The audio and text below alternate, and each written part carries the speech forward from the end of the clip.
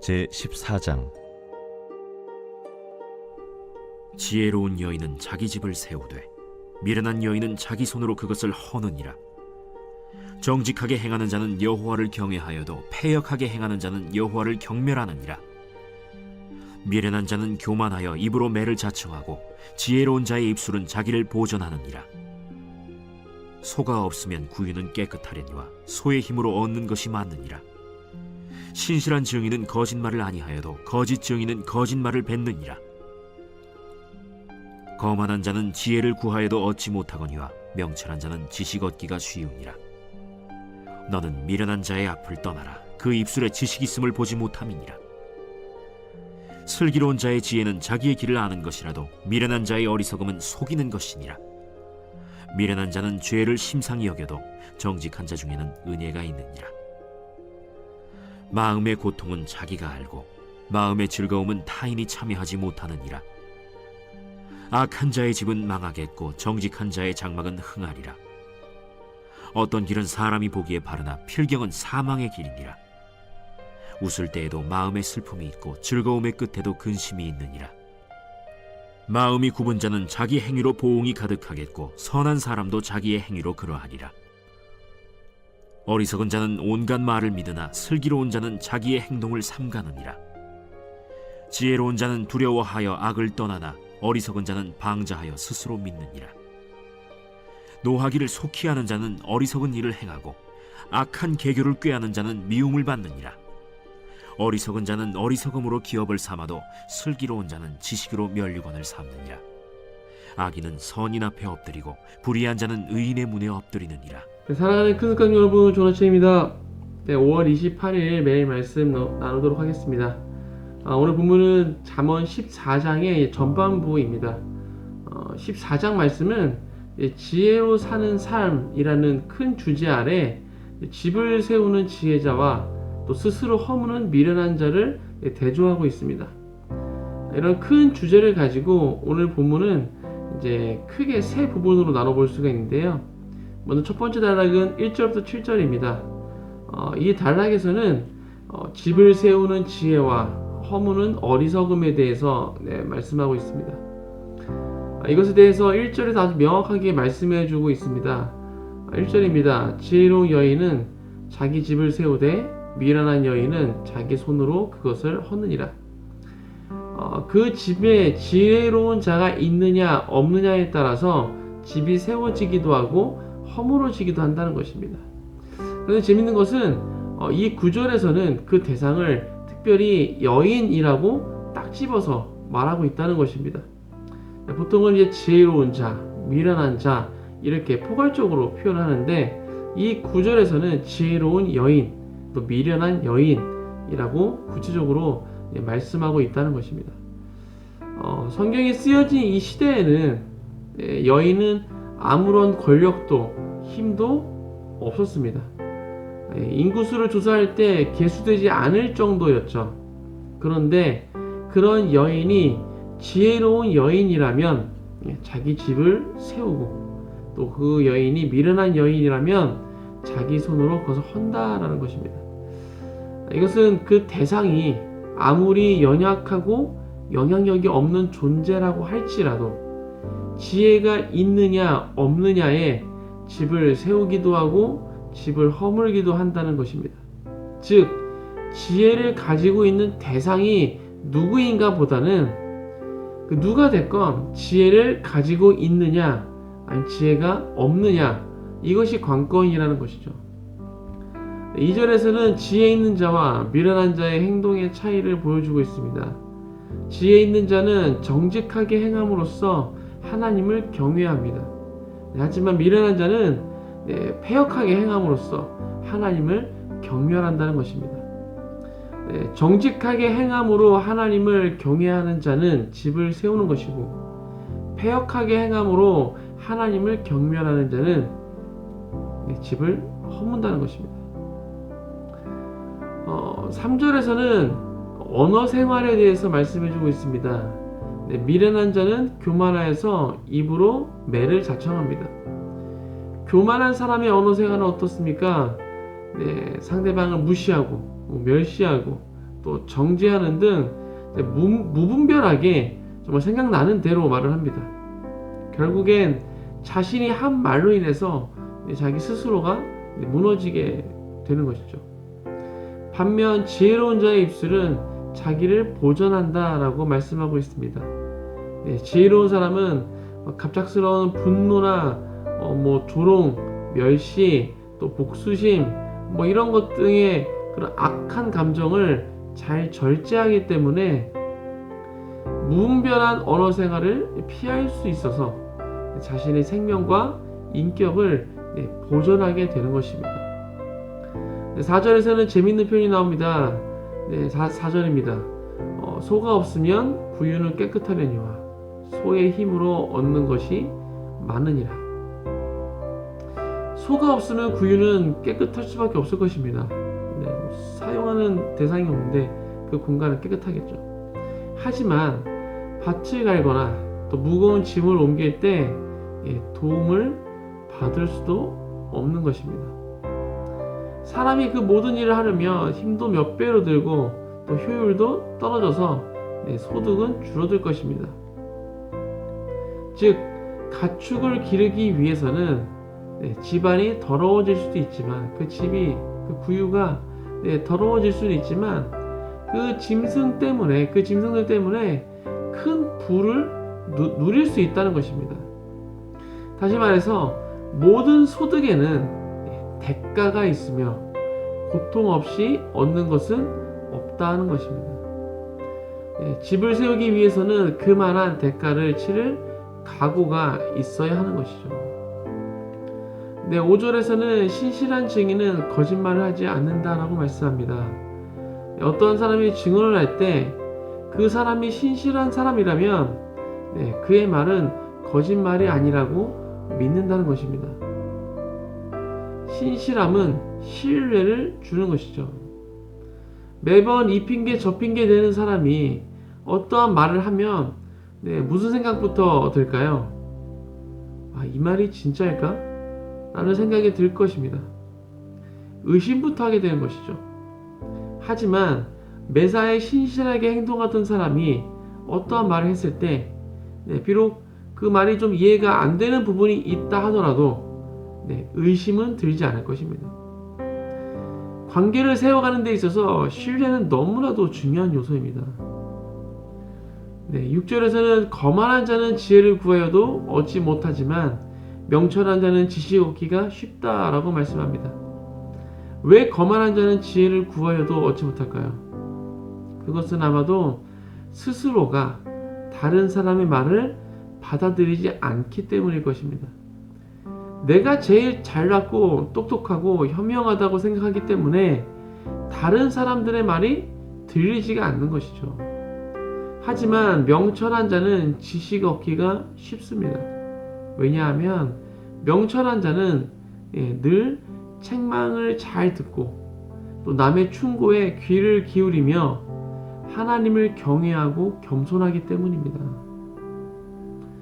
마지막으로 7절에서는 미련한 자의 입술에 그 지식이 있음을 보지 못했기 때문에 미련한 자의 앞을 떠나라고 말씀합니다.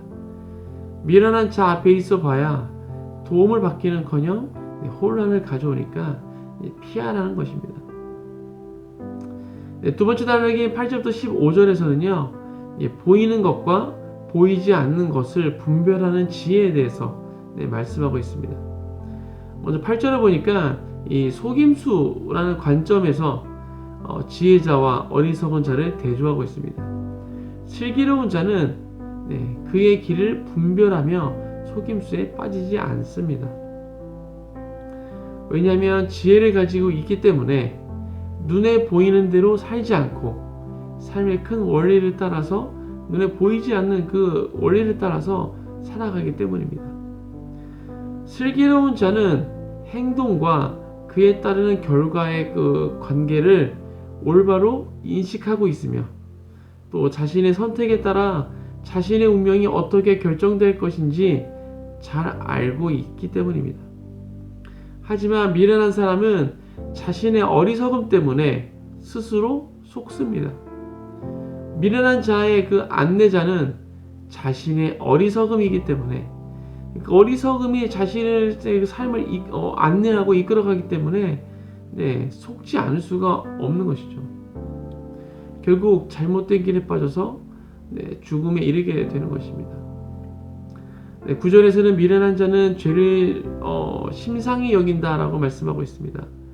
심상히 여긴다는 것은 대수롭지 않고 보통 있는 일로 여긴다, 가볍게 여기다, 이런 뜻입니다. 미련한 자는 자신이 죄를 짓거나 또 타인의 그 죄를 목격했을 때 그것을 대수롭지 않게 여기고, 그것이 또 일반적으로 일어나는 일로 가볍게 여긴다는 것입니다. 성경에서는 죄를 매우 심각하게 다루고 있습니다. 공의의 하나님께 이 죄라는 문제는 그냥 넘어갈 수가 없는 것이기 때문입니다. 반드시 그 대가를 치러야 하는 것이고, 그 대가는 죽음인 것이죠. 그런 죄를 대수롭지 않게 생각한다는 것은 정말 미련한 행동이며 죽음을 부르는 행동인 것입니다.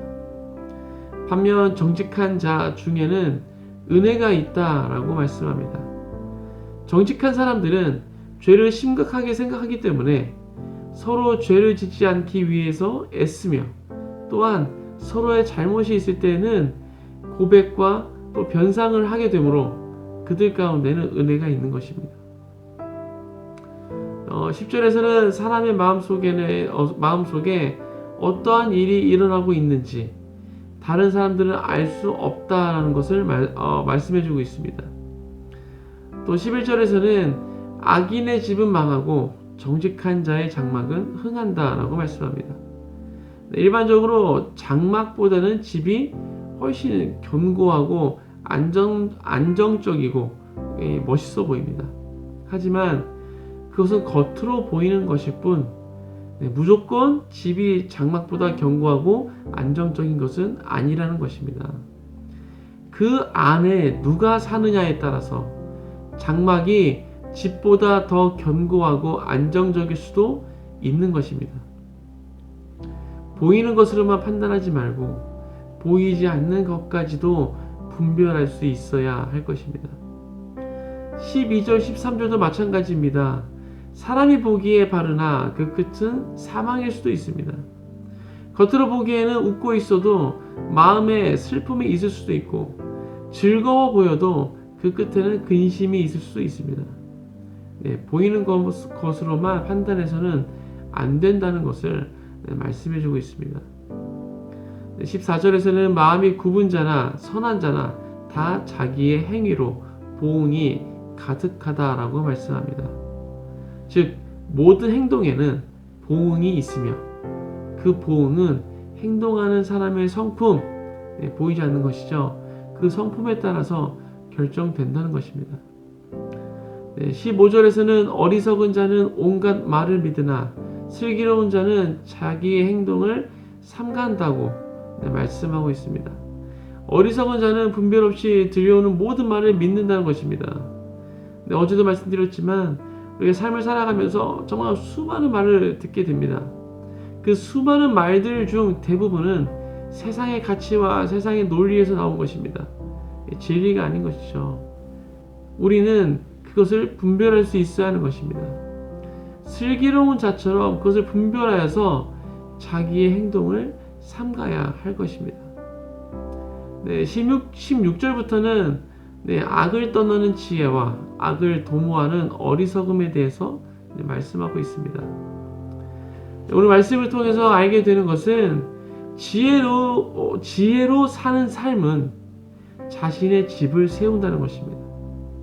여기서 집이란 무엇일까요? 말 그대로 나의 가정이 될 수도 있고, 또 나 자신이 될 수도 있는 것이고, 오늘 내가 속해 있는 교회, 아니 공동체, 또 직장이나 사업장, 이러한 것이 될 것입니다. 오늘 본문에서는 자기 집을 세우기 위해서는 지혜가 필요하다라고 말씀하고 있습니다. 어떠한 지혜가 있었습니까? 하나님을 경외함, 또 지혜로운 자의 입술, 또 수고를 아끼지 않는 노력, 또 신실함, 명철함, 또 미련한 자의 앞을 떠나는 지혜가 있었습니다. 그리고 보이는 것과 보이지 않는 것을 분별하는 지혜, 그리고 악을 떠나는 지혜도 있었습니다. 우리는 눈에 보이는 것으로만 판단해서는 안 되는 것입니다. 왜냐하면 눈에 보이는 것은, 눈에 보이는 이 세계는 눈에 보이지 않는 것에 의해서 움직이고 있기 때문입니다. 그렇기 때문에 눈에 보이는 것뿐만 아니라 눈에 보이지 않는 것까지도 분별하는 지혜가 필요한 것입니다. 이런 은혜가 우리 모두에게 있기를 축복합니다. 오늘 하루도 말씀을 생각하시면서 지혜로 삶을 살아감으로써 자기 집을 세우시는 모든 큰 숟가락 되시길 주님의 이름으로 축복합니다. 함께 기도하겠습니다. 하나님 감사합니다. 오늘 또 솔로몬의 잠언 말씀을 나눴습니다. 하나님, 오늘 말씀 가운데 우리가 지혜 있는 자는 자신의 집을 세운다라고 말씀하고 있습니다. 하나님, 내 삶의 영역, 내 자신, 내가 속해 있는 공동체, 나의 집, 이것을 세우기 위해서는 지혜가 필요합니다. 하나님, 우리 안에 그 지혜를 더하여 주옵소서. 그렇게 우리 가운데 정말 하나님으로부터 오는 그 지혜를 우리가 겸손하게 그것을 받아들임으로써 우리가 그렇게 그 지혜를 따라 살아갈 수 있도록 축복하여 주옵소서. 아버지, 또한 주님, 미련한 자는 아버지 그것을 듣지 않습니다. 자신이 가장 잘났다고 생각하고 자신이 가장 똑똑하다고 생각하기 때문에 그것을 받아들이질 않습니다. 주님, 우리가 정말 겸손하게 하나님 말씀 가운데 나아갈 수 있도록, 하나님 음성 가운데 순종하며 나아갈 수 있도록 주님 축복하여 주옵소서. 아버지, 그리하여서 우리가 또 이 보이지 않는 세계까지도 우리가 분별할 수 있는 지혜를 더하시기 바랍니다. 우리가 보이는 것으로만 판단하지 않게 하시고 그것을 지배하고 있는, 그 보이는 세계를 다스리고 있는 이 보이지 않는 세계까지도 우리가 분별하여서 정말 지혜 있는 자로서 삶을 살아갈 수 있도록, 그래서 우리 자신의 삶을, 우리의 그 집을 세워나갈 수 있는 우리 모두가 될 수 있도록 지금 축복하여 주옵소서. 감사합니다. 이 모든 말씀 예수 그리스도의 이름으로 기도했습니다. 아멘.